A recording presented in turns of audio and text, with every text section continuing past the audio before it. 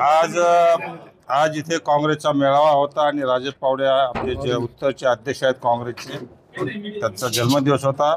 या महत्त्वपूर्ण कार्यक्रमाला आपले लोकप्रिय खासदार होते पटेल साहेब आहे।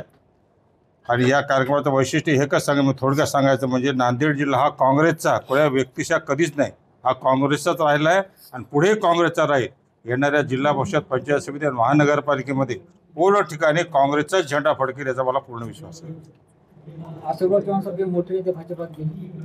मोठे हेच नाही हो, ह्याच्यापूर्वी अनेक मुख्यमंत्री गेले, देशामध्ये अनेक मुख्यमंत्री गेले, मुख्यमंत्र्यावर लोक गेले नाही। लोक हे काँग्रेस सोबत आहेत, तत्वासोबत आहे।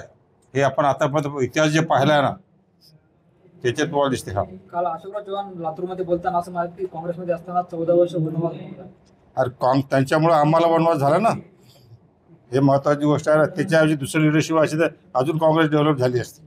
खोटे आरोप पण झाले, हा त्यांच्यावर खोटे आरोप पण झाले। कोणी केले खोटे? काँग्रेसने नाही केले, बीजेपीनेच केले। तिथे जाऊन शरण गेले ती।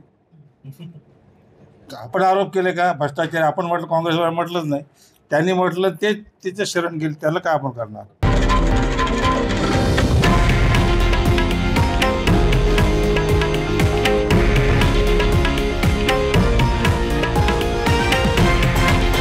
हे आहे देशातील नंबर 1 न्यूज नेटवर्क आणि आपण पाहत आहात TV9 मराठी, एकमेव।